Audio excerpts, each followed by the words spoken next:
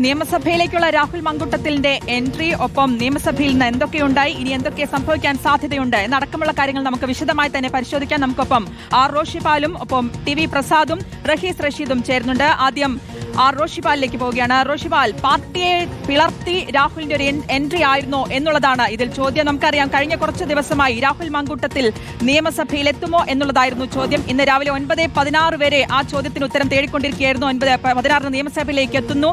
അതിനുശേഷം എന്തൊക്കെയാണ് ഇന്ന് അവിടെ കണ്ടത്?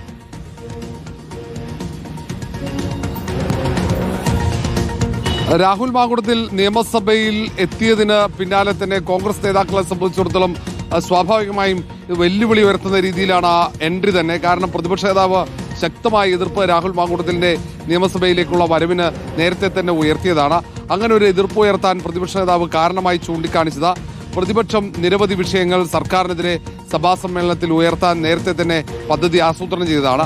ആ ഒരു വിഷയങ്ങൾ സർക്കാരിനെതിരെ തിരിച്ചുവിടുമ്പോൾ അവിടെ രാഹുൽ മാങ്കുട്ടത്തിന്റെ സാന്നിധ്യം ഭരണകക്ഷിയെ സംബന്ധിച്ചിടത്തോളം ആ രാഹുൽ മാങ്കുട്ടത്തിനെതിരെ ഉയർന്ന ലൈംഗിക ആരോപണം വെച്ചുകൊണ്ട് സർക്കാരിനെതിരെയുള്ള ആരോപണങ്ങൾ പ്രതിരോധിക്കാൻ കഴിയും എന്നതാണ്.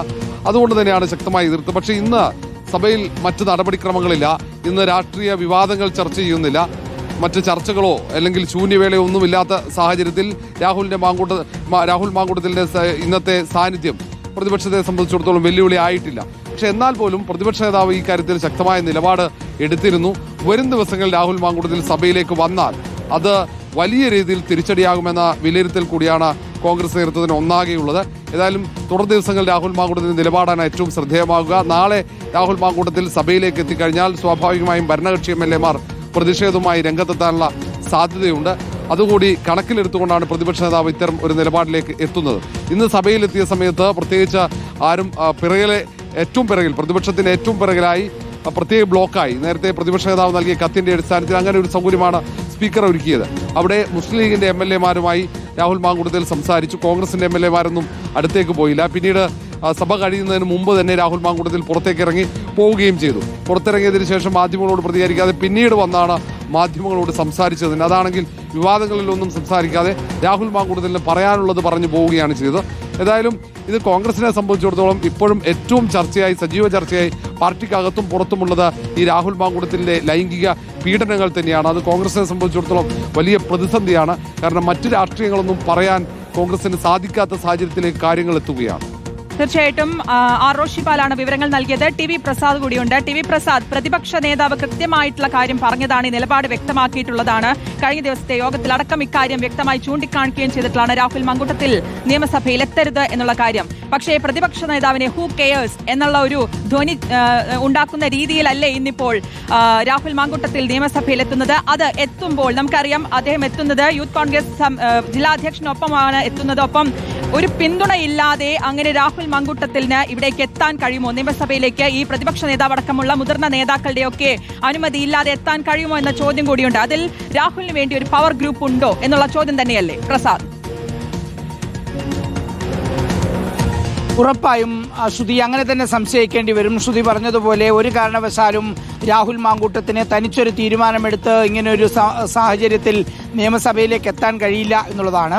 പ്രതിപക്ഷ നേതാവ് സ്വാഭാവികമായി കോൺഗ്രസിന്റെ നേതാവ് മാത്രമല്ല, അവർ UDF-ന്റെ ചെയർമാൻ കൂടിയാണ്. UDF-ന്റെ കാര്യങ്ങളിൽ നിർണായകമായ തീരുമാനം എടുക്കാനും അത് പറയാനും നടപ്പിലാക്കാനും ചുമതലപ്പെട്ട ആളാണ് വി ഡി സതീശൻ. ആ വി ഡി സതീശന്റെ നിലപാടായിരുന്നു രാഹുൽ മാങ്കൂട്ടത്തിൽ നിയമസഭയിലെത്തിയാൽ അത് ഭരണപക്ഷത്തിന് തങ്ങൾക്കെതിരെ പ്രതിപക്ഷത്തിനെതിരെ തിരിയാനുള്ള ഏറ്റവും പ്രധാനപ്പെട്ട ആയുധമായി അത് മാറുമെന്ന്.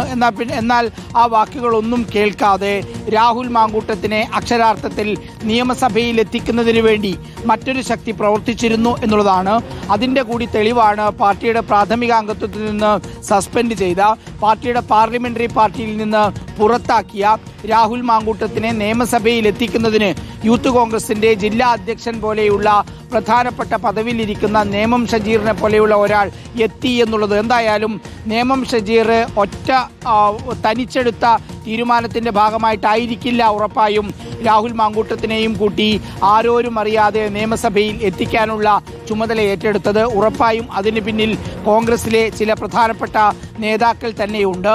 നിലവിലുള്ള KPCCയുടെ വൈസ് പ്രസിഡന്റുമാരുടെ നേതൃത്വത്തിലുള്ള ഒരു സംഘം അവർ സംഘടിതമായി പ്രതിപക്ഷ നേതാവിനെ എതിർക്കുന്നു എന്നുള്ളത് വേണം കരുതാൻ. എന്തായാലും കഴിഞ്ഞ കുറേ ദിവസമായി രാഹുൽ മാങ്കൂട്ടത്തിൻ്റെ വിഷയത്തിൽ വി ഡി സതീശൻ ഉറച്ച നിലപാടിൽ തന്നെയാണ്. ഒരു കാരണവശാലും അതിൽ നിന്ന് പിന്നോട്ട് പോകാൻ കഴിയില്ല. ക്ലോസ്ഡ് ചാപ്റ്റർ എന്നാണ് വി ഡി സതീശൻ ഇതിനെക്കുറിച്ച് ചോദിക്കുമ്പോൾ മാധ്യമങ്ങളോട് തന്നെ വിശദീകരിച്ചത്. അങ്ങനെയുള്ള രാഹുൽ മാങ്കൂട്ടത്തിലാണ് ഇന്ന് വി ഡി സതീശനെ ഒന്നുമല്ലാത്ത ഒരാളാക്കിക്കൊണ്ട് നിയമസഭയിലേക്ക് കയറി വന്നത് എന്നുള്ളതാണ്.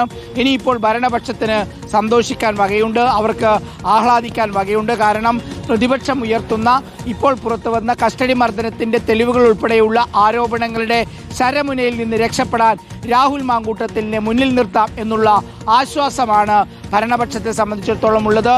അതിന് കൈകൊടുക്കരുത്, ആ രീതിയിലേക്കാവരുത് എന്നുള്ളത് കൊണ്ടാണ് വി ഡി സതീശൻ രാഹുൽ മാങ്കൂട്ടത്തിൽ നിയമസഭയിൽ വരരുത് എന്ന് പ്രധാനപ്പെട്ട നേതാക്കളോട് ഉൾപ്പെടെ പറഞ്ഞത്.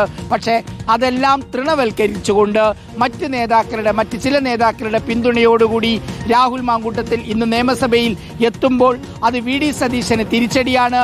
ഒപ്പം ഭരണപക്ഷത്തിന് സന്തോഷമാണ്. വി ഡി സതീശനെ എതിർക്കുന്ന കോൺഗ്രസിലെ നേതാക്കൾക്ക് വലിയ ആശ്വാസവുമാണ്. ശ്രുതി.